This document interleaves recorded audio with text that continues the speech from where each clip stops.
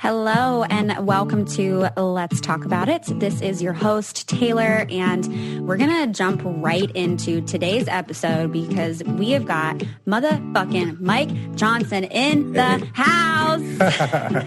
What's up, Tay? How you living? I love that intro right there. I'm going to need that one. I'm realizing. Mike Johnson. Like, motherfucking Mike Johnson.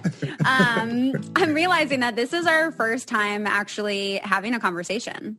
Yeah, there truly is. People think that, just because you're in Bachelor Nation, like, you know everybody intimately. And I feel like I know you just like as a fan of you, via your social platforms. And this is our first time speaking. Yeah. It is a weird dynamic where you just already feel like you know everybody, but you really don't. So I'm really excited to finally have you on the pod and to get to know you a little bit more.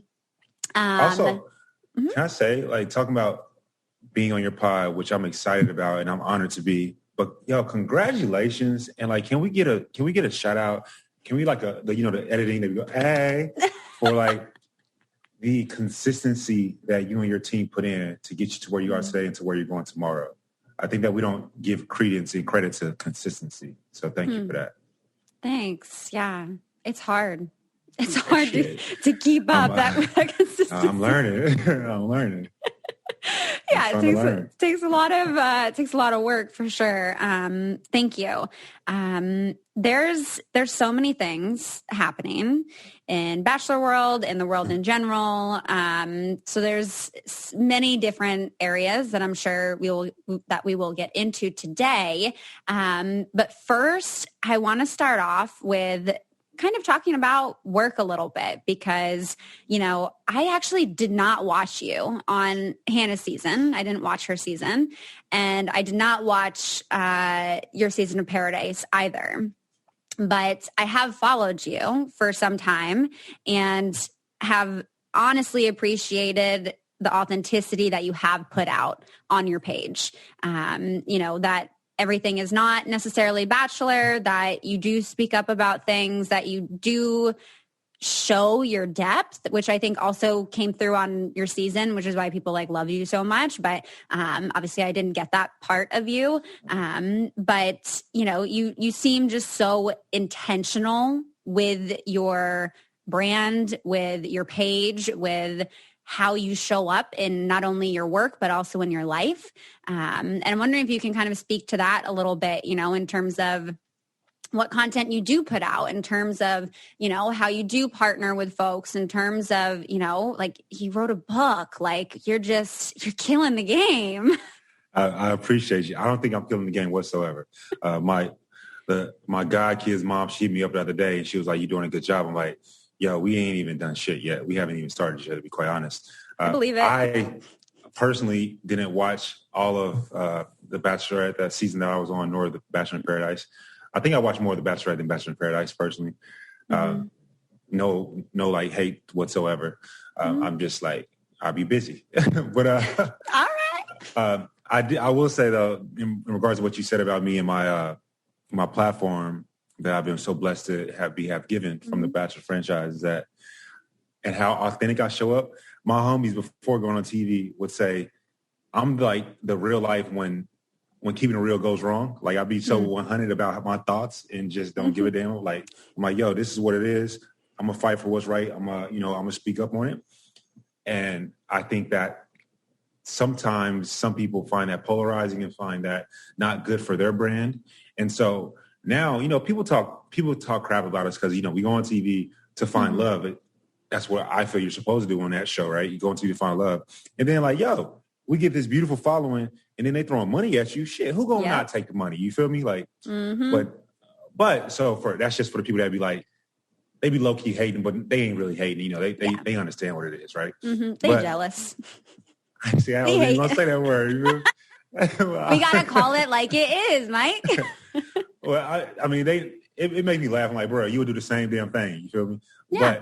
But what I do is, a few weeks ago, I posted on my stories. I was like, yo, I'm not working with brands no more that don't align with my vision or my values, my standards, my moral compass. When I was in the Air Force, we talked about our core values, 3 of them, and I have my own set of core values. And so, which are, well, I gave the 5 C's to Hannah. You see, if you watch Hannah's season, you would know my 5 C's. Come on now, I had to come back at you right there. No, but, I would be down to watch her season if I could only exclusively watch your portion and not give them anything ratings wise, and not give Hannah Brown any more platform or attention. That'll be hard. Yep. But I was talking to this one company because they wanted to do a long-term deal, which is, as we all know, as influencers, that's like, that means dollar bills is coming, right? Mm-hmm. And long-term deal at like at least 12 months, right? And I said no. I was like, I need to have a conversation, because when I look at your social platform, I don't see anything that discusses my beliefs when it comes to what is taking place in our country since the country has been created and as of late being shown at a very high rate. And I don't give a damn about the money. No one could buy me. That's a fact. I think that I am a beautifully made individual, and I think that I show compassion, but at the same time, I hold my ground. And so this one company in particular, I spoke to them, and they were elated. They were extremely elated. Mm-hmm. And they told me, I wish more of our partners spoke to us the way that you speak to us. Yeah. Right. And I'm glad. Thank you for asking that question, because I was surprised. I ain't gonna front. I was like, yo, this is where I stand. Mm-hmm. I would love to take the money, love to do the deal with you guys. I like your brand, but we gotta cross this. We gotta come to this crossroads, and we're going to be on the same side of the railroad tracks or not. And the conversation went so well that I may potentially be on their board, to be one of their board members. And this is a big ass company. This ain't like a brand new company, right? Mm-hmm. And so that was beautiful. That was a blessing, like to work with people that not only it has to be cohesive for all of those involved, and all those involved are me as an influencer, them as a brand, and then most importantly, our following, right? Mm-hmm. And that's literally, I take this as a business, and for them to listen to me and hear me and to say things like, yo, I don't know, but I want to know, please, let's talk it out. That was beautiful, and I think that more influencers should actually use their effing influence and influence, right? Not only your audience, but also the brands that decide to work with you. You're so cute. Their effing influence. Their fucking influence. All right, it's time for a short break right here with a new sponsor of the podcast that is very near and dear to my heart. If you do not know, I have had many, many family members and friends struggle with drug and alcohol addiction. So this resource and partnership is very important to me. So I hope you listen. If you're struggling with a drug or alcohol addiction, now is the time to take action and get professional help. You can call Recovery Centers of America at 1-800-945-8795 today. You are worthy. You are so worthy of recovery from your addiction. And calling RCA will be your first step in getting the help that you need. Recovery Centers of America answers the phone, and they admit patients 24/7. And because safety is, of course, a top priority, all patients and staff are routinely tested for COVID-19. RCA's expert team of physicians and medical professionals will treat you with compassion and dignity and provide an evidence-based treatment plan that's custom tailored to your specific needs. Recovery Centers of America has detoxification and residential treatment centers across the East Coast and the Midwest. Many of their treatment centers are in network with insurance providers. So RCA's best-in-class inpatient and outpatient care, which is offered both in person and via teletherapy, is not only affordable, but also accessible. Make this year the year you conquer your addiction. Call today, 1-800-945-8795. That's 1-800-945-8795. You are worthy. of recovery. You are worthy of help. With all that said, I hope you write down that number. I hope you check them out. Save this as a resource. Okay. Deep breath. And now we can get back to the show. I think when you get off the show, you don't fully understand the gravity of the power you have. And I did not. I ain't gonna lie. Yeah, you don't. And I've talked about this on the past. Courtney, who I predominantly work with on partnerships, she came on, we did a whole episode on this where, when I first got off the show, I was doing all kinds of random ads, just taking whatever, wow, they want to pay me that? Okay, cool. And now I look at it very, very differently. And it's actually been a bit of like a learning experience for Courtney, because I will, kind of ask these questions and want to know this information about the brands. And then she will be having these conversations with the brands. Exactly. And I'm like, you need to learn this stuff, A, and B, they need to learn this stuff. And they need to know that if they want to work with me, that this is how I'm going to work. And this is what my values are. And you don't have to just take everything that comes your way. You do have power, not just in your platform with the audience you have, but with the brands that want to work with you. And I don't think people know to really leverage that or use that to their benefit. Yeah, I think most people look at that and say, well, when you get fuck you money, then you could do those things. And I'm like, no, money is not everything, right? Now I'm a former financial advisor before going on TV, so I know quite a bit about money. Yeah, okay. I'm pretty, I'm financially savvy, and that doesn't rule my life, right? When I go to the homies, or when I go to my mentee, because I'm a part of Big Brothers Big Sisters, and he asks me serious questions, or when I go back to the hood and they ask me questions, like I need to be able to stand in my power and speak for the voices that are not being able to be spoken for. Mm-hmm. Absolutely. And so I think that, and then if you any level of hustle, you're gonna make money regardless. Like the money might not be as quick as what some brands may give you, but people will respect you more and pay you more when they know exactly what you stand for, and if you guys are aligned together. And so I want other influencers to know that, and I want people that are not influencers to know, baby, you are an influencer, right? We got all these damn apps. You got Clubhouse now. You can get your voice out, TikTok, IG, like Twitter, everything. So, like, what's her baby name from the Blacherettes? The Blacherettes. Michaela. Starts with a C. Okay, Michaela. Beautiful. Beautiful, right? Beautiful, straight up. She has a voice. You feel me? She wasn't on TV, but now she's an influencer. She has a voice. And so I want people to know that you don't have to be Taylor or Mike to be considered an influencer. No. Yeah. When I first started following them, I think they were at like 2,000 followers. Last night before we went live, I think they were at like 6, maybe 7. And I was like, yo, we're going to get you past 10K. Like you are putting in the work. You deserve to be seen. You deserve to be heard. And now I think they're at like 13K. And Congrats. Anybody can be an influencer. To that point of what your values are, even to begin with, I think one of the things that I struggle with on Instagram and in Bachelor franchise in the first place is that many folks aren't clear on what their values are. Many folks aren't clear on what their quote unquote branding is. And I think, it's a rarity that folks are actually very upfront with where they stand in their life, in their values in a public way.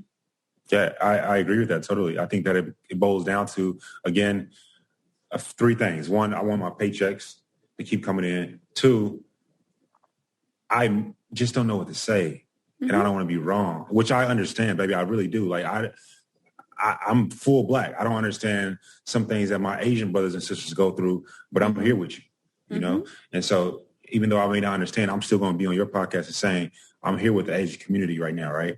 I'm here with the transgender community right now. And so I'm not transgender either, but I have messed up and I will continue to mess up. But I think that's the second thing. And then thirdly is that, and this the one that kind of annoys me. They're just like, no big deal. It'll blow over. Like, yeah, and you don't have to speak on everything, because if you spoke on everything, your whole aesthetic would be like every single thing, like fight for the people, which is honestly, perfectly I feel fine. like sometimes that is me. Some days I'm like, yo, bitch, reel it back in. Yeah, it's good, but you know, that's not me. Like I'm not like, you know, to everything, right? Well, like, I think the things that affect us, and like I told you before we got on, the things that you're passionate about the most, just speak on that, baby. Just do that, you know? Yeah. So, okay, I didn't watch your season, but your 3 values, the things that you are passionate about. Can you share with us some of the things that you feel very passionate about? Well, I told Hannah what I am, my values when it comes to love and relationships. What I would say when it comes to life, I think the Air Force has taught me so well. I learned so much culture. I would say integrity first, which is also Air Force core value. I would say to die on your beliefs, and that doesn't go without saying that your beliefs can't change, right? And I want to caveat that again, that doesn't go without saying that your beliefs cannot change. I have been incredibly ignorant on some things, but through the beauty of culture and traveling and the internet, and just a want, I've been able to expand my horizon and to not be as ignorant anymore on certain things. I'm still ignorant on a lot. And then thirdly, I would say my core value would be to always be humble and show love. And that you do. Even just in your energy, I feel like you carry that. No, I think energy is a big thing. Like, I remember talking about when I was a financial advisor, I would be talking to some clients that didn't know what the hell I was talking about, but they could feel my energy and they could tell when I was being genuine or not, right? You're like... I'm like, that's me. Right? I think energy is a big thing. You might not know what the hell I'm saying, but you can feel it. Yeah, you can feel that you care. You can feel that you're there. And I want to say too, they so fucked up. I'm only 10 minutes into having my first conversation with you. They hella fucked up. Was you talking about the show? Yeah. I mean, hey, you know, it is what it is. They chose who they chose. Oh, man. I already knew before talking to you, you know, like, oh, yeah, like that should have been him, but okay. But now after talking to you for literally 10 minutes, it's just like, wow, my hatred, my frustration is just fueled even more now. I'm gonna try to reel it in as best I can, but yeah. Nice. It's all good. I've never thought this until this very second, so I appreciate you, Taylor. I literally just thought that, well, one reason I think that it might not be is because I'm so polarizing when I decide to be. And I may have not been able to be as eloquent and as boisterous with my words if I was under a contract. And so they say everything happens for a reason. Possibly that's the reason. I'm not sure. I've never thought that before, just being here with you right now. But I mean, they say everything happens for a reason. And please, like, the love of my life, if I find her on TV, cool. If I don't, beautiful, as long as I have her. Yeah. So let's talk about that.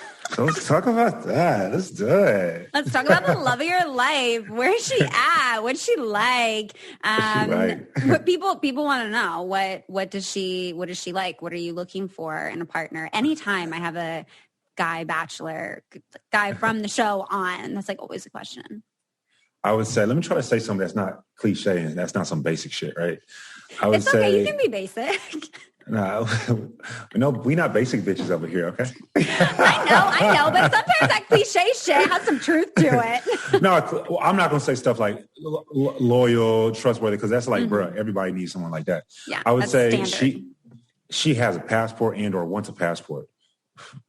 Baby, let's go. Let's get out of here, you know? Let's travel. She is sexual. She is loving. Loving in the sense of like, of optimism. She thinks in an optimistic mindset in comparison to a negative Nancy mindset, right? I can't deal with that bad energy. Like, she has to, and I have moments to where I'm like, I'm a straight asshole and I'm a dick, and I want my lady, if we together, to help me get out of that, and vice versa. So she has to see the positive within life. Mm-hmm. She a boss woman. She gonna put my ass in check. Mm-hmm. I like that. I straight up like that. I've heard some women say that. Well, guys say that, but they can't handle it. Baby, try me. I'm gonna need to pull myself together right now. Damn, Mike. Yeah, no, people do be saying that. And I'm like, no, you don't. You don't actually, because when push comes to shove, when you actually see it, you can't handle it. Yeah, no, I love that. I also like a woman that there's emotion versus logic, right? And mm-hmm. I am more logical, but I also understand the emotional aspect. So, for example, if I'm dating a woman and let's say I had a child and I see my child for Valentine's Day and I kick it with my child's mom for Valentine's Day at dinner, right? I come home, my lady gonna be upset, right? She gonna be upset. That's an emotional aspect. I understand it. So I understand the emotion, but I also want someone who can see that logical aspect as well. Mm-hmm. And I don't care if she is a homemaker, or I don't care if she's Kamala Harris. Mm-hmm. Like either it doesn't matter. As long as at some point in time she knows that I want to build my future children a treehouse, we good. Oh, so you handy too? Oh yeah, we do it all. Oh, okay. All right, time for a short break for one of my favorite brands. That is a new sponsor of the podcast that I could not be more freaking excited about, and that is Bellesa. Bellesa's sex toy store, bboutique.co, is the #1 rated sex toy store on Google. They have over 25,000 reviews, and the boutique has quickly become one of the leading online sex toy realtors in North America.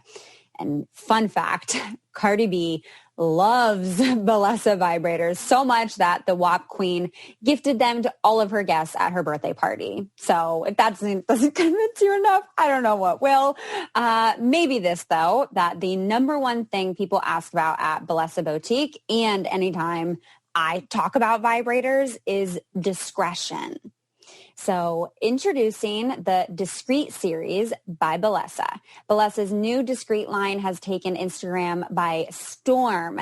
These vibes come in cute as heck little clamshell charging cases that literally look like compact makeup.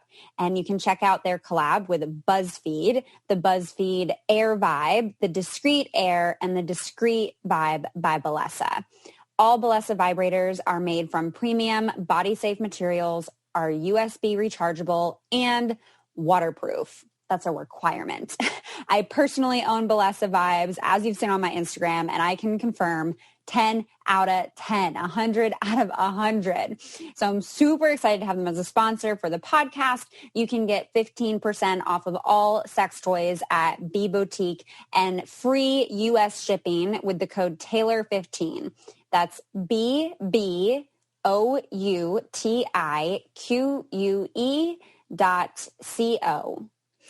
Get 15% off and free shipping in the U.S. with code Taylor15.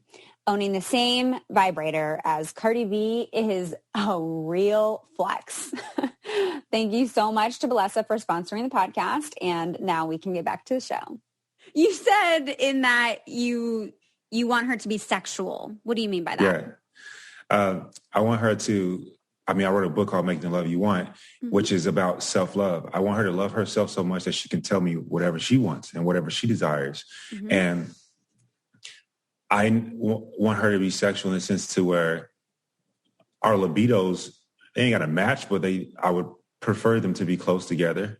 I like holding, it's hard for me to hold hands, but like once I get it, I don't want to stop it. Mm-hmm.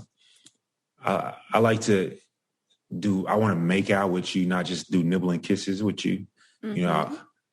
Baby, I grew my hair a little bit. Yeah. I grew my hair with my eyes closed.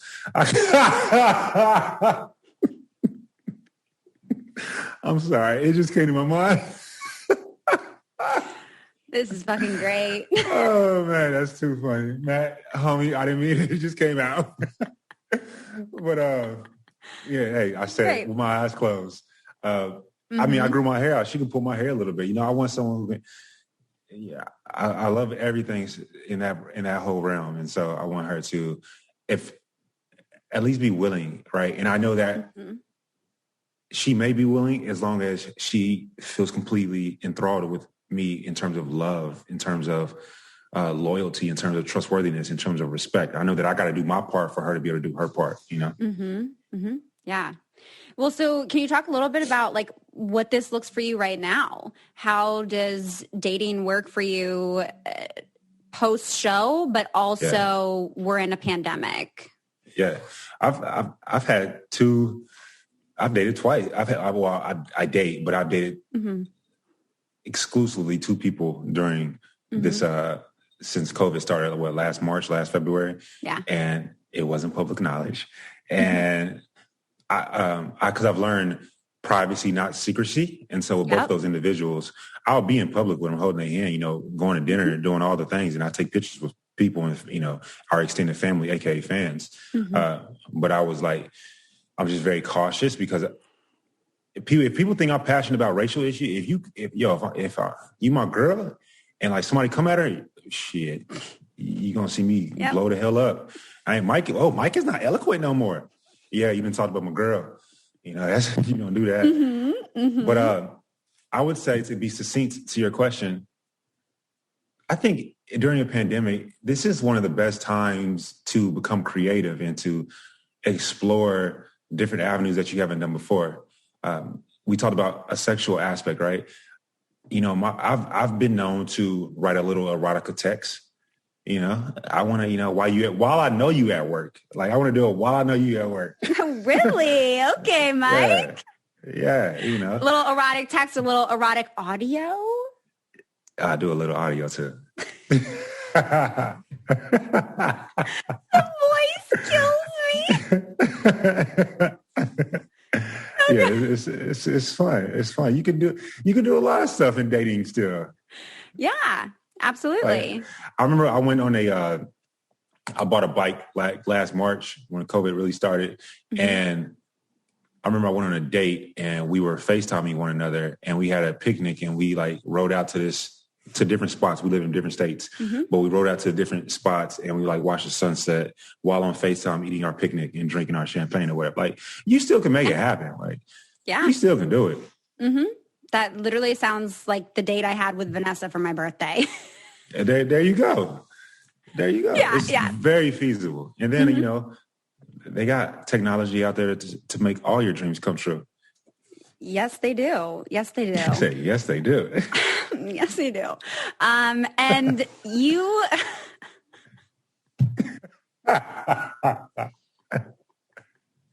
Okay. I gotta pull it together. I had a question. And it's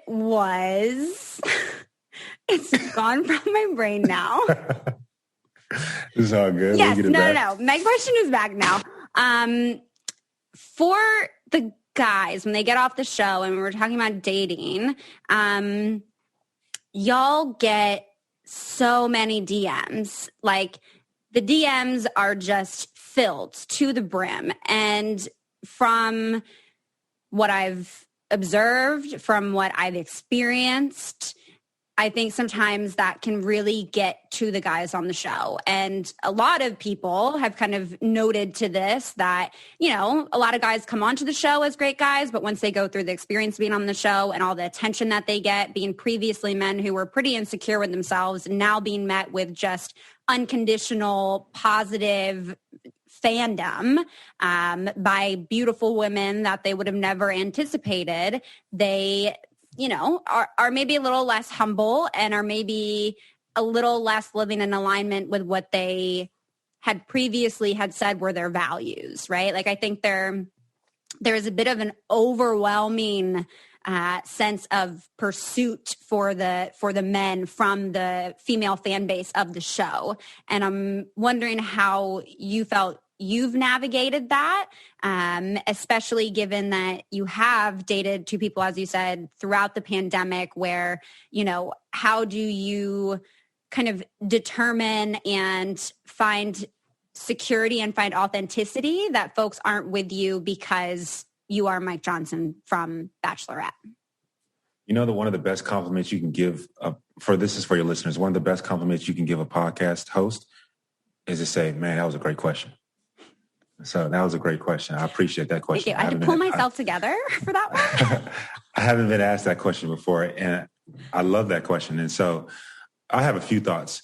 One is there's an image of Obama, the Obamas, Michelle and Barack. And on this meme, it said, you judge a woman when her man has nothing. You judge a man when he has everything, right? And so I thought that was really dope to see. They show like when the Obamas were in college and then now as a president, right? Now Mr. Barack, the president, has like all of this fandom or whatever. And that's when you're going to judge his ass, like what he does in that moment. And so there's that. And then for me, I would say, I went on the show at 31 years old. I'd have been around the world, been in 30 countries already. I've lived in Europe for 5 years. You're like, I've been hoed up. Yeah, it ain't. There's no change, right? There's no change except for now I might get stopped at a gas station, right? But and then thirdly, I would say it's true. We do get DMs out the wazoo. I think your question was two parts. So I'll answer both parts because I don't want to cheat you, right? We do get DMs out the wazoo. I think girls do too, though, by the way. Nope. But he said no. He said no. Nope. I mean, maybe just me. Maybe other girls do, but no. Only now that I do OnlyFans do I get some messages on Instagram from guys, but both off of Bachelor and off of Paradise, no dudes are slipping in my DM like, that's hey, crazy. Like, really think you're sexy. Like, it's just, no. I'm not getting dick pics in my DM until I started talking about sex. Obviously, I am a member of one that holds a dick, and I just don't find it, like, I don't like sending my stuff out like that. I just don't. Can we, like, I'm going to get to that in a second. Like, I'm like, I'm going to circle back to this because now we're talking about your dick, so we'll bring it back to your dick. This is so much better than Chris Harrison. I'm so glad we're talking about your dick instead of Chris Harrison. Yo, this number's going to jump on this joint. This is what my soul needed today, Mike. But, oh, God, let me control my damn self. All right, time for a short break because I want to share a sponsor of the podcast that I talked about a few weeks ago and honestly have still been using them. It's incredibly fun and just helps me not have to have my brain so on. So I want to share with y'all again, Best Fiends, which is a game that you can download for free on your phone. And every time I see Naya, she's like, can we play this game? Can we play the game again? Can we play the game again? And it is honestly so cute. She helps me like collect all the things and she's like, we got to defeat the slugs. And it's very fun. She loves all the little characters. It is honestly a very, very creative game. And they've got 5,000 puzzle levels and counting. I think we're literally maybe on like, I think we're on like level 21 at this point, actually. So we're making our way, but it's casual. It's fun. It doesn't get old. I love doing it with her, but also honestly, yeah, when I'm by myself too, I love to play it. It's just, it helps me turn my brain off and unwind. So I definitely recommend it. Y'all can download Best Fiends for free on the Apple App Store or on Google Play. That's Best Friends without the R, Best Fiends. They have over 100 million downloads and are 5-star rated. So this mobile puzzle game is seriously a must play. Be sure to check it out and we can now get back to the show. But we do get a lot of DMs and I can honestly say, like, you know, me and Connor, we were roommates and for the most part, we talk about fitness and finance. And for the most part, we stay our butt in the crib. Like, it is real. We don't have to. We choose to. Now, does that go without saying that I haven't gone on a date with someone that's DM'd me. No, of course I have. Well, I can say of course, but yes, I have, right? Mm-hmm. Am I like smashing somebody every day of the week? No.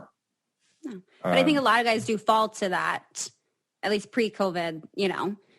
I think it's some like, I remember Wiz Khalifa, he said something like this, I'm a butcher, but he said, it's a lot of these industry dudes that would not be getting girls if they weren't who they are now. Yep. And you can tell. And I so agree with that because I was 31 when I went on the show. I had already lived a full adult life in that respect. And so I know how to talk to a woman with or without going on TV. Mm-hmm.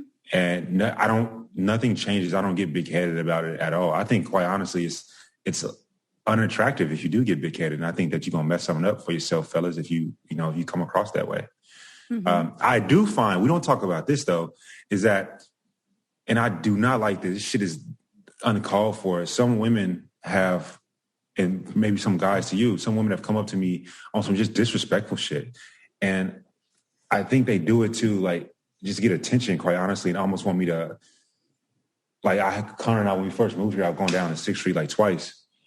And they'll just like, fuck you, Mike, and like just throw something at me. I'm like, what the fuck is wrong with you? Yeah. Like, so that stuff has happened before. What? Which is just wild. I'm like, you get your little dumbass on somewhere. But, yeah, that was my fear. Coming off the show with the amount of like cyberbullying and fuckery that I received. I was terrified to even leave my house because I thought if I went out that people would throw shit at me.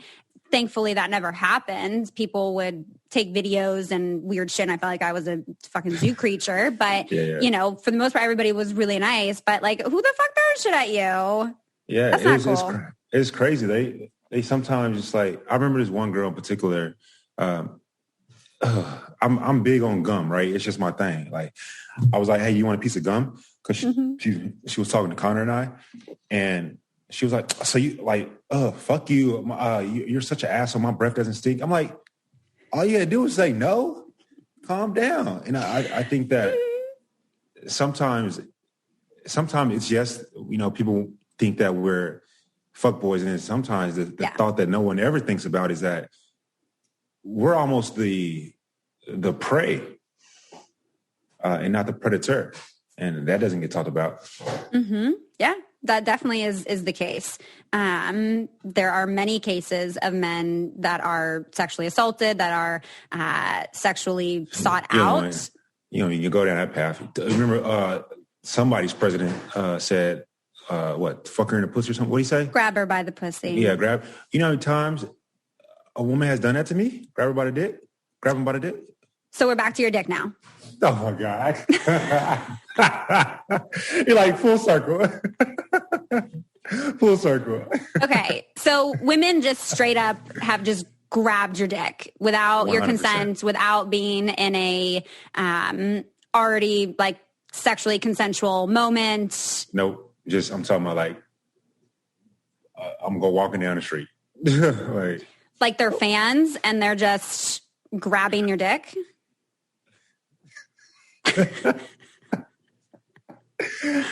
Did you ever think that would be a question out your mouth? Honestly, so much weird shit gets talked about on this podcast. I don't know, but I'm happy I'm here. It's happened and on more than one occasion, yes. And how do you handle that?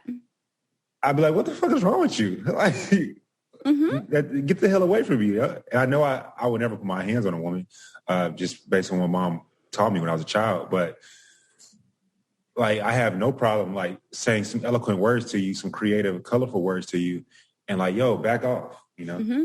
I have done that. Or normally, like, if I'm around, if I'm, like, with some of the homegirls with me, you know, they handle the lightweight. I think the title of this episode will be Stop Grabbing Mike Johnson's Dick. Or Leave Mike Johnson's Dick Alone. No comment. It ain't, just for the record, like, I'm not like Tyler's a pretty boy. I ain't no pretty boy out here. I ain't saying none of that. You know, none of that's the case. I'm not trying to perpetrate that whatsoever. Mm-hmm. Yeah. But I understand you're saying you'll say to people, you know, like, yeah, get the fuck, what are you doing? Like, that's not okay. Yeah. But how do you like emotionally handle that? How do you emotionally conceptualize and cope with that? Was this a reality before the show? Yeah, it's happened before the show too. Okay. To me, it's just, you know, it's like ice on a sunny day. It just, you know, it melts away. I don't let stuff like that stay with me. I truly don't. I think it's I think the other person's winning when I allow them to control my attitude for an extended period of time. Right. And so, yeah, I get annoyed, but like, I'm like, what's up, homie? Let's keep doing what we're doing. You know, let's go back inside or whatever. It's just like when I remember my homeboy, one of my brothers, I love him to death. He, that's another thing. Black men are seen as like, they don't say I love you to another dude, right? You can say that, homie. And so they're also hypersexualized and fetishized. So that was also where my brain was going with some of this. But true. But I remember one of my homies, he's so funny. We were at the Austin airport and I was taking some pictures with some fans. And fans do this and it makes me smile because of what he said. They'll ask him, hey, can you take a picture without asking him his name? Sometimes they don't even ask him to take a picture. They just give him the camera, right? Which is disrespectful. But I know they're not trying to be disrespectful. They're just like caught up in the moment, which I understand. And I immediately, when things like that occur, you roll it off just like, you know, ice on a sunny day. It just melts away because I get right back to the conversation immediately, right? It's like somebody takes a picture of you and you're like, so Mike, what were we talking about? You know, I think that's just how I deal with things when it comes to this newfound world that we're in. And I get that from like a, you know, in the moment, like perspective. However, do you recognize or do you feel that it has an impact on you? Like that's your body, you know, that's a violent, like non-consensual piece of like, that's a non-consensual experience that is exclusively to your penis, which is fucked up. Correct. I think that what I said earlier is how I deal with it, but I speak about it on platforms like yours and just on a bigger platform like this, because I think that it's excluded and it doesn't get talked about. So I'm gonna talk about it, right? And say that, women, like y'all be grabbing dicks too now. Come on now. You gotta stop grabbing the dicks. Men, we are way worse. For the record, we do the shit on a way higher level. But baby, you gotta stop doing it too. Yeah. You are not entitled to Mike Johnson's dick. I ain't gonna even repeat it. I'm not gonna repeat that. You can say it, I ain't gonna say it.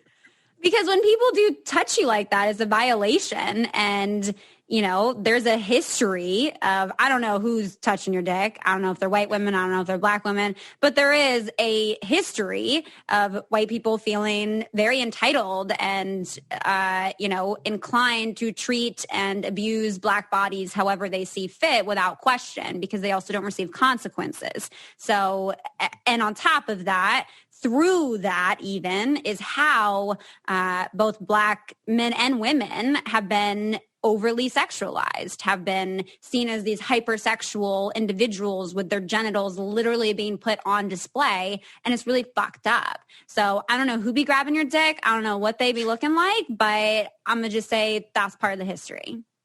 That is the history, facts. And I'll make sure that I comment on that. That is a history. And then too, it's been more than just white girls. So yeah. Well, because they try to see your dick. Which apparently... They try to see your dick.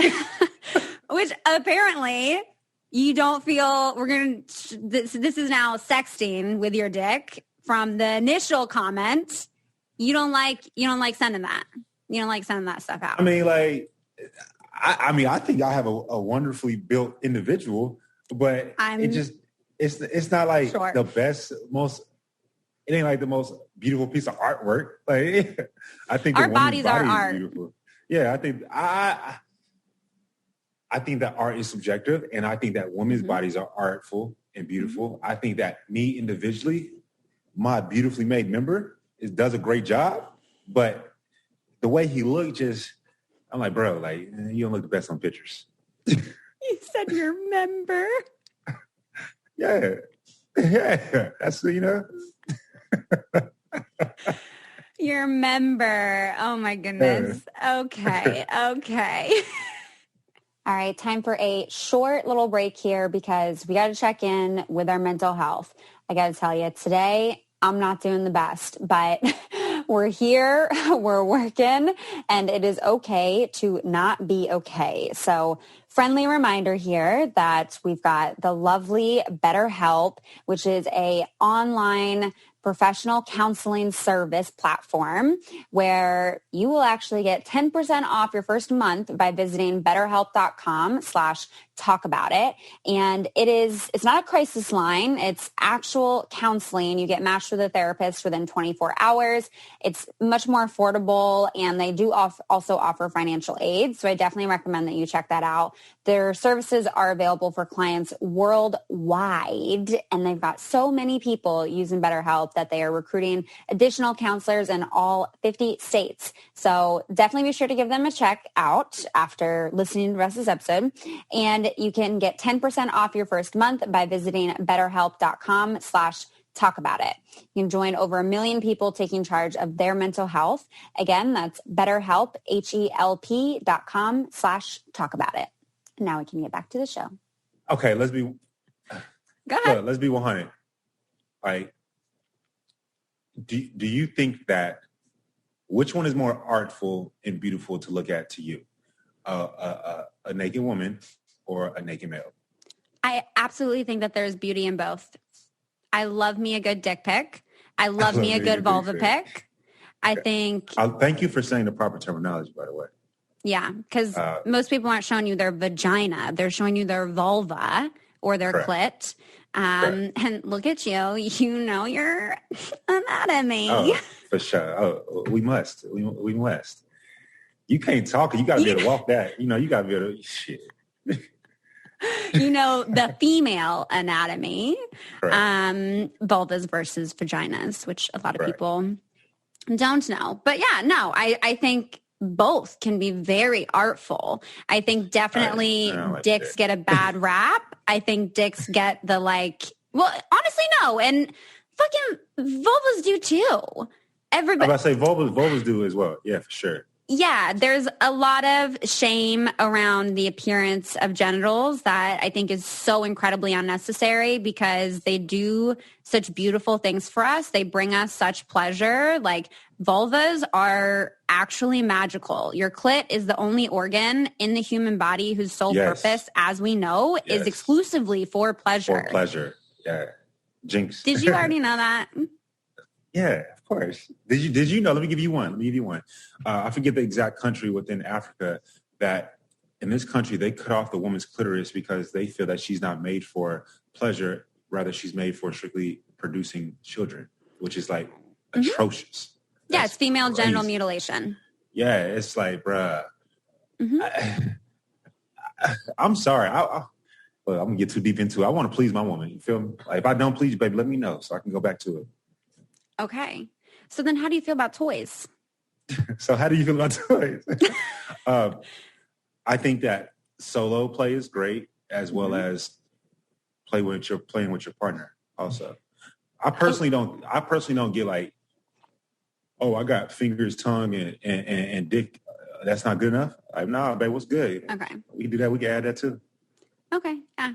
A lot of people ask, I talk a lot about toys and vibrators and stuff and think they are a great addition into the bedroom, whether it is solo or partnered sex. And a lot of folks definitely, a lot of people with clits will say, my partner feels really uncomfortable with that. It's intimidating for my partner. So when you were saying, I want to please my woman, it's like, I think a lot of people feel that way. But then when there is that additional support, that it can make them feel like they're not good enough in a way.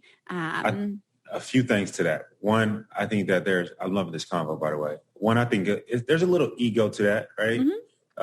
That men we have in regards to that. We got to check our ego at the bedroom door.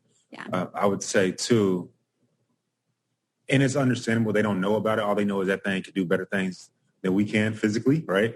But what that toy can't do is more play, which is when you come down, right? And who's going to hold you? Who's going to, be talking that shit to you right afterwards, right? Who's going to get that glass of wine for you? Those things that toy can do. And so, I would just say to the fellas listening, if your girl is getting off, what you tripping for? That shit. Yeah. Enjoy it. Yeah. Enjoy it with her and let her enjoy it, because the more that she's feeling empowered and, experiencing pleasure in her body, the more that she's going to want to experience pleasure, period, which would include Yes, exactly. So for anyone that is like disagreeing with that, I just don't understand. Sometimes I don't understand people. I'll be like, bruh, particularly in this conversation to the males that, to the heterosexual males, I would say, yo, if your lady is comfortable enough with you to play with this toy, she's gonna get off. In the session, she's gonna revert it back to you. So therefore, if she decides to talk about you, you're gonna get a check plus, not a check down. So what you tripping on? Like, I just don't understand it. I love you said session. In the sex session. Yeah, it's a session. I call it sessions. I had a bad session, I had a good session, I had a great session. It lasted a really long session. It was a super quick session. Many different kinds of sessions. Make sure you book the one that you're enthusiastically consenting to.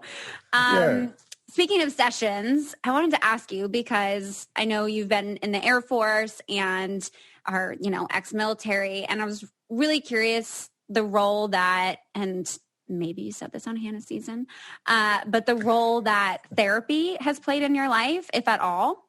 Yes, no, definitely. We could talk on that. While in the Air Force, I did afterwards. When I left the Air Force, when I got out of the Air Force, I spoke to a psychologist a few times. I spoke to I had therapy sessions actually before going to the Air Force. I had dissociative disorder.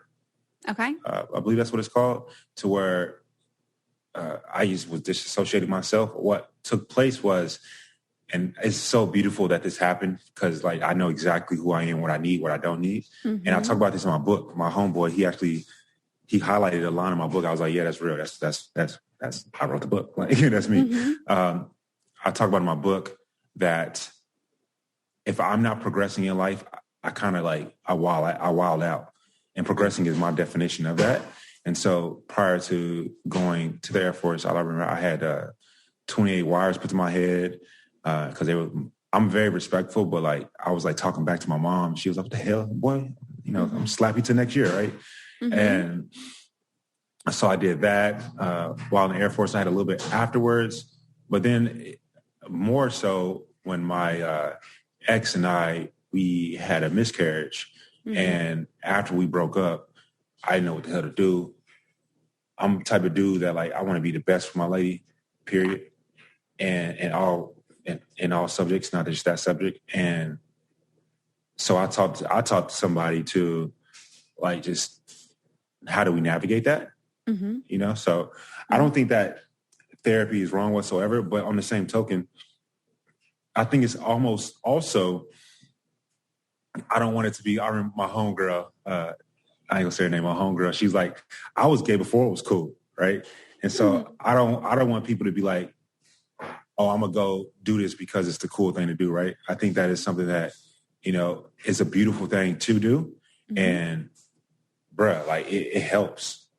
Yeah. To just talk to somebody that just literally their job is to listen to you, not judge you. And they have the resources. Matter of fact, while we here, let me give you, can I say this? Yeah. I want people that may need this, they should go to a website called positivepsychology.com. And that's a wonderful resource, for people to get some information on and find out all kinds of stuff about themselves. Yeah, absolutely. So was the therapist that you saw male or female? They were actually all women. All women? Yeah. Were they white or black women? Oh, I saw one white dude. I had two white ladies, a black lady, and an Indian lady. Yeah. Yeah. Because I know you're in Dallas, right? I'm in Austin. Yeah. Austin. I'm from Dallas though, so yeah, that's probably how you got that. Yeah. I was talking to a psychologist who was in Dallas, and he's a Black man, and he was basically saying, there's very, very few providers in the area that provide the representation that he does, and overall in the whole country. I believe that. Mm-hmm. I believe that. So I was talking to one of my homegirls, and she's a therapist, and she was saying that she's never been asked what her race is so much prior to I just thought of something, 2018, 2021. But we'll get there. I was like, bro, what was that? I'm sorry. I was like, what? But she's never been, I'm sorry. She's never been asked about her race prior to 2020, I believe. Mm-hmm. And so she was like, yo, this is crazy. She was like, I ain't never been this damn busy. She's a Black woman. Mm-hmm. Yeah. It's, there's a lot of stigmas around mental health to begin with. But I think it's definitely, it's a lot of the components of psychology, a lot of the systems around mental health are very much whitewashed and actually lack a lot of representation, lack a lot of advocacy and activism, which is actually like in our essential or are in our values as our ethics, right? To actually advocate and protect those marginalized groups of people. And I've definitely felt really disappointed by the whole community throughout my time in schooling and everything. And I think now, of course, everybody's. I would say that falls under the umbrella of science, which falls under the umbrella of STEM, science, technology, engineering, and mathematics. Yep. Outside of Asians, there's not really other people of color. There's not a lot of Indians, not a lot of, Black folk, Latinos that are in STEM, and we definitely need that. We need women also. Women actually are getting degrees way high. I think twice as high as men are, but we still need them in those particular subjects, STEM. So that was eloquently said, beautiful, in fact. Yeah. And not just in those fields, but in positions of power in those fields. Yes.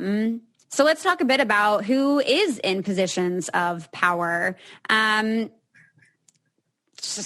segue could not have been done more perfect. So I'm so for people listening who don't pay attention to Bachelor, Chris Harrison recently did an interview with Rachel Lindsey, and it was a dumpster fire. And I spoke about it on an Instagram Live, and I would greatly like to see him removed from his position way before this even happened. The show has repeatedly protected its white contestants over their non-white contestants. I remember just from on my Women Tell All, the whole experience was a gaslight, boxing rink match, just traumatic. And after the fact, I learned that when we were on commercial break, Chris had leaned over to talk to my fellow white contestant who was greatly bashing me and actually bullying me, and straight up said to her with his mic still on where other people could hear, who were like behind the scenes, that he leaned over and was like, don't worry, we've got your back. Like, I've got your back. And once I heard that afterwards, I was just like, yo, I never fucking stood a chance. Period. There's a long list of things that Chris has done that have been problematic, that have been irresponsible, that have been amazing opportunities missed as to how this franchise could, create change in not just in Bachelor franchise, but in our fucking culture. So people have had a lot of thoughts, some people sharing them, many not. But I want to give you some space, what your thoughts and feelings were. Did you watch the full 13 minutes? Hell yeah. I didn't want to watch past like 2:24, 2 minutes, 24 seconds. I would say a few things, right? The beautiful thing about my roommate and I, we come from two completely different worlds, and he's actually the one that brought it to my attention. He's like, "Yo, this is fucked up." Yeah. And we are able to have some beautiful dialogue just between the two of us to be better human beings, right? Mm-hmm. And so shout out to the homie. I love him for that. And what's up, Connor? I feel like I hear him in the background. Like, I don't know what he's doing over there, but he probably working out or something. I would say that Chris has never done nothing wrong to me individually. And I didn't watch your season either. No diss, no diss. You didn't watch mine. Or, we boom, cool. And I would say that what he did was fucked up, period. Mm-hmm. It was like, and I said, I'm going to get somebody going, oh, Mike John said this. But we don't got to be eloquent. I'm not. That wasn't eloquent whatsoever. That was even the tonality changed. Yeah. And I would say, Connor, what's up? What's up? What's up, Connor? What are you talking about me out there? No, I'm only saying good stuff, bro. All right. But my apologies. We got somewhere in a little bit. But yeah, I would say that as like I relate Chris to like the Queen of England to England, right? They are the figurehead. Chris is the figurehead of the show. Mm-hmm. He is the creator of the show. He is like the number one highest individual, but Chris is like equivalent. Chris as the Bachelor figurehead is what the president is to Americans. Like they're our figurehead, right? Like he's the face of the franchise. Yeah, they're the face. And so it's sad like when you are within that, as you and I are as alumni, and we get slapped in the face like that. Mm-hmm. That ain't cool. And another thing that's not, I can talk so many aspects. Another thing that's not cool is, first off, I love our beautiful allies, straight up. But me coming from the financial background, I know that, and from a psychological aspect, I know that money talks. And so therefore, there's data that these companies have, and they know who their primary audience members are. And so they have a hard time deciphering what to and what not to do. And so and being on the platform as huge as they are, they must realize that since 2002, they have slowly been subconsciously being the voice of pop culture. And therefore a part of the reason that so many of the fans are the way that they are is because they have not spoken out against certain things, right? And that shit is annoying. Period. Mm-hmm. Mm-hmm. It got to change. Like yesterday, like not 2018. That was absurd. Like, yeah, bro, what's going on, homie? Like we don't do that. Now, should we? I hate when people be like, "Yo," and I say hate, knowing that is a strong word. I hate when people say, "It's just stupid shit." Like, kill him, kill her. Yeah, fuck their family. Like, bro, come on. Like, we talking about that individual themselves, right? I think that I also hate that we even have more teachable moments, bro. Like, didn't Beyonce, one of the biggest artists in the game in 2016 at the Super Bowl, like do a whole piece on it during a halftime show? Like, bro. But he said that we need time. People need time. I said sixth grade, I think, was the first time I learned about like slavery. Sixth grade. Like, it was another thing. I have so many thoughts on this. I'm going to talk more on the pod, but so many thoughts on this. Another thought is that what hurt me that I haven't heard nobody else say, and I haven't heard no other soundbite say, because I don't want people to say, there's a new term, social justice, like you trying to jump on a bandwagon, and I want people to know these are my thoughts. Mm-hmm. What hurt me that I haven't heard nobody else say is that Chris is extremely good at media, speaking it to the media, right? He's like one of the best, right? Whether we like it or not, dude is one of the best in the game when it comes to that, right? And I appreciate him for that. But when you do decide to say F the media training and speak your individual thoughts and so passionate about your thoughts and they are that, bro, there's some underlying tonality within that. And then, but those same things, because Chris said something in regards to, it's not our job as not Chris, but as like a show. Who are you? Who the hell are you? Who is Rachel Lindsey? Who is Chris Harrison? Yeah.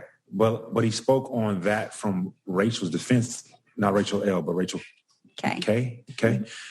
Yeah.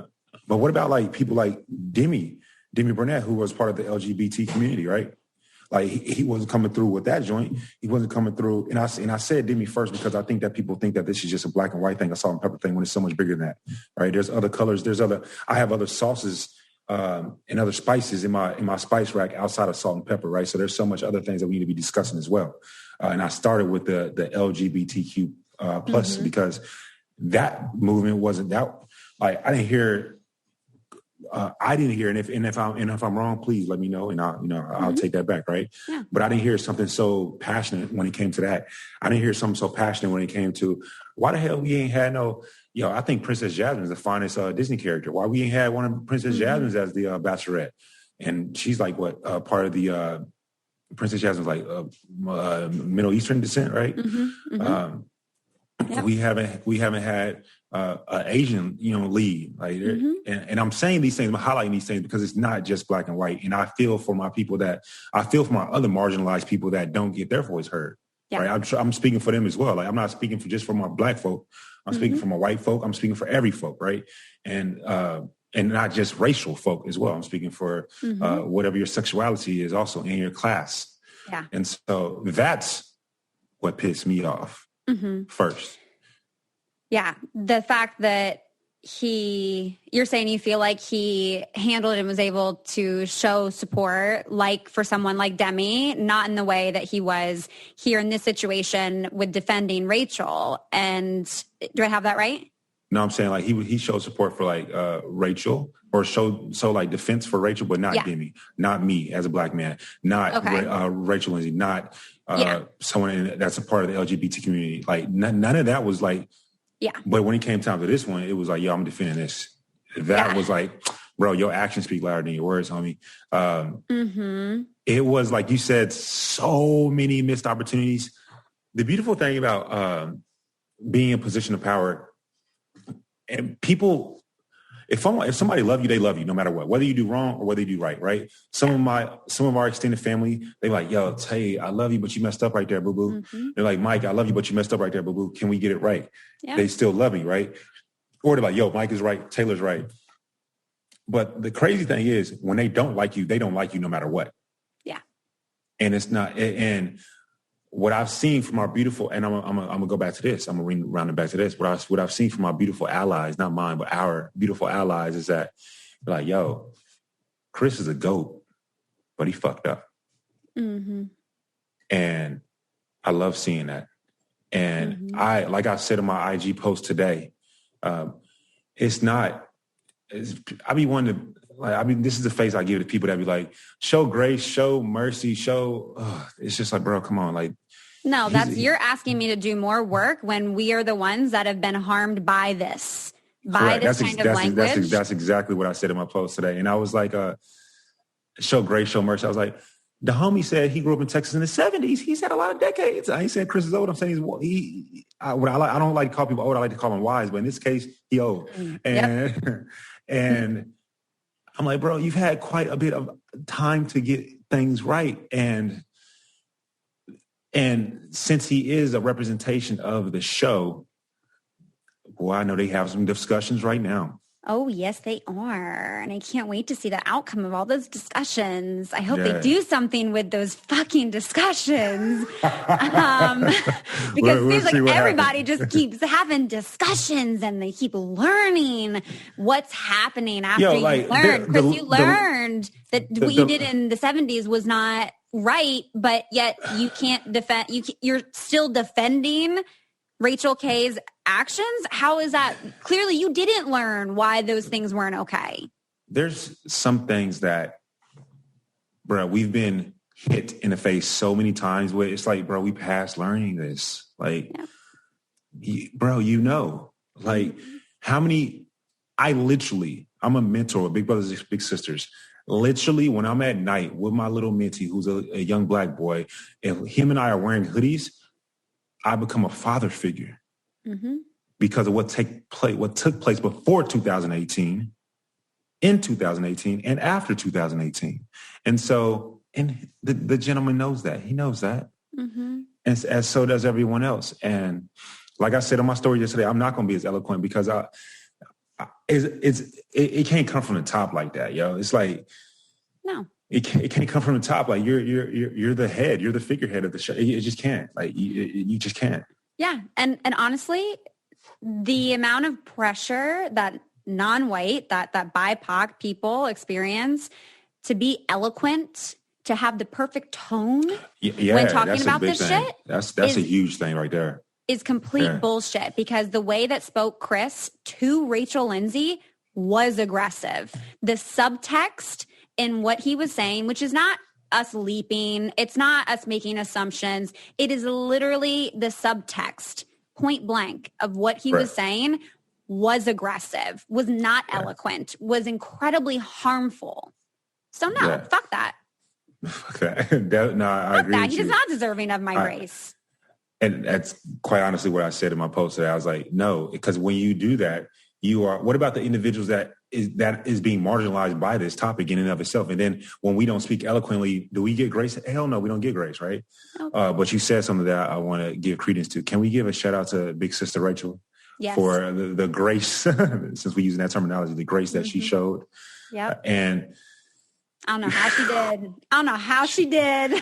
She's going to get a promotion because that was dope. She better. Yeah, And I think dope the way she did that. You know, the way that you kind of started talking about this, right? Of like, Chris didn't do anything. He's never done anything personally to you, right? Yet what he did is still fucked up. And correct. I think when we watch that interaction, that wasn't just to Rachel. That was not just to Rachel.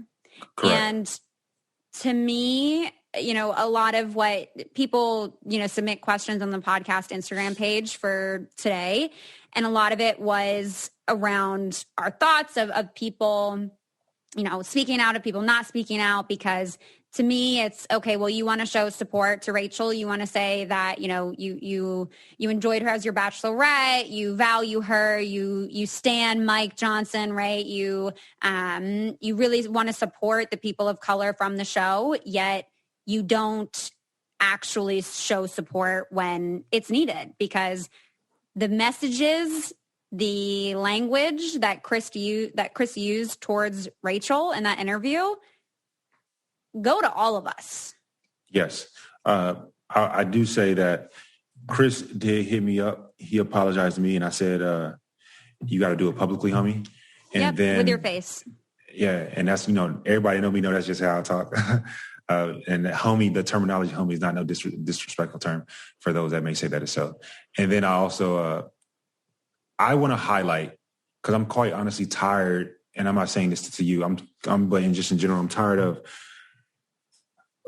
tired of talking about the ones that piss me the hell off. I want to highlight all the beautiful people that are Black and all the beautiful people that are not Black that are speaking up and speaking out and educating themselves. Like, I get so many DMs of people saying, like a white suburban mom saying, yo, I don't understand, but I want to learn. And then, like, I might not see that one particularly, then 6 months later, like yesterday, I will see it. And then it say, yo, I've learned from my previous message. And I'm so, but then I feel like some folk feel scared, not scared of not what to say, but scared that, so I think some people are scared, and I think some people are ashamed of their own race. And I don't want nobody to be ashamed of your race, whether you're white, Black, Indian, Asian, no matter what. I don't want you to be ashamed of your race. I just want you to call out stupid ass shit when it happens.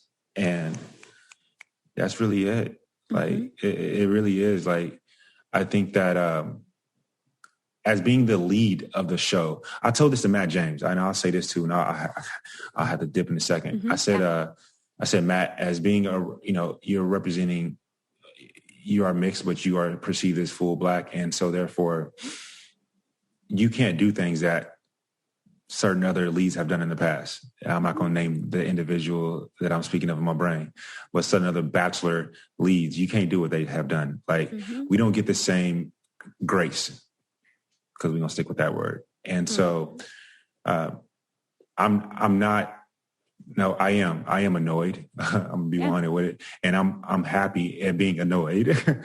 And we just have to learn to, I don't like cancel culture either. I think that, and it's not. Yeah, no, I'm just speaking. I'm just freestyling. It ain't. I'm just talking about in general, like with certain things that have taken place within this nation, within this franchise and its alumni. For example, I could speak about Garrett. I called Garrett and spoke to him, right, and tried to educate. And then he did some craziness talking shit about me. But he paid you? Okay, yeah, no, somebody needs to pay you. Because I practice what I preach, right, and I try to, like, I understand that. I'm done with that one. But I think that just as the lead of the show and the positioning, it's just like Roger Goodell as being the commissioner of the NFL, what he did in 2016, which, by the way, was before 2018, to Colin Kaepernick.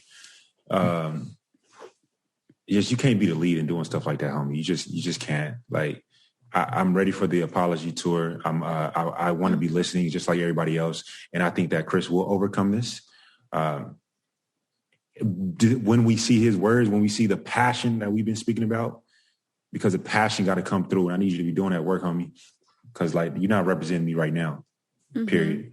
This is why when I go on Black podcasts, when I go on a Breakfast Club or something, they be talking shit about me because we're like, like in the Black community, we got our own colloquialisms or whatever. And this is the reasons of why. Like, this is why right here. And so, bro, you making me look like a dumbass. Yep. Yeah. It makes people already have a hard time supporting the show and being like, why the fuck did I go on here? And, how do I watch this and still feel like in alignment with my values? Like, it's fucked up. And I think,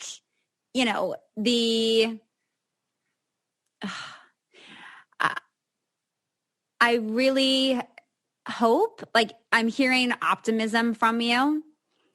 I'm a little bit more pessimistic in this because I truly feel that he showed us, he truly showed himself in that 13-minute unedited interview. And another thing, when Chris had said Lord Jesus, when he had said, I don't know how you guys are going to edit this. Oh, yep. I lost it at that point. I was just like, bro, you doing bad. But beautiful. I do got a dip. Yeah, no. We'll wrap up. Can you share with people where they can find you and all the things? I feel like you do like 1,000 things. You got your book, you got our podcast, you got your Instagram. And then I got a TV show that's about to drop soon. Okay. That I created and executive produced, and we're gonna be doing that too. And then something else that that I'm gonna have to come back on when I decide to release that. Yep. We always working. But I can say that people can go to MikeJohnsonSmile.com. Check me out there. You can sign up for my free newsletter about how to love yourself better, baby. You can go to Mike_Johnson on IG, and you'll see me doing stupid stuff with Connor on my TikTok. Amazing. Well, thank you so much. Super appreciate you and loved having you on. Hopefully we'll have you on again in the future. No, we definitely. So I love being on. Thank you so much for having me. All right. That does it for today's episode. Thank you so much for making it all the way through and keeping your ears, your hearts, and your minds open. It would mean so much to me if you could take a second or two after listening to this episode to leave a review on iTunes and let me know what you're enjoying about the show. I love reading, what your favorite episodes are, where you guys listen, and definitely feel free to share this with a friend. I mean, part of how we break down the stigmas around these topics is by talking about them, right? And sharing them with more people. So definitely share the podcast. And again, really wanting to include all of you in this podcast. So if you have questions or you want to share a thought or an experience, please send in a voice memo to ask.letstalkaboutit@gmail.com. And I'm really excited to keep having these conversations and breaking down these stigmas. So thank you all so much. I hope you have a wonderful rest of your week, and I'll talk to you next time. If you want to be the most interesting person at the cocktail party, well, hop on over and listen to the Brain Candy podcast. Our award-winning content will have you laughing whilst you're learning. We read all the best articles, books, and studies and keep up with new TV shows, documentaries, and pop culture. Then cram it all into 2 shows a week. Conspiracy theories, cannibal rabbits, unsolved mysteries, the history of the Walkman. There's something for everyone. The Brain Candy Podcast. Find our link in the show notes. Or simply search for the Brain Candy Podcast on your podcast app.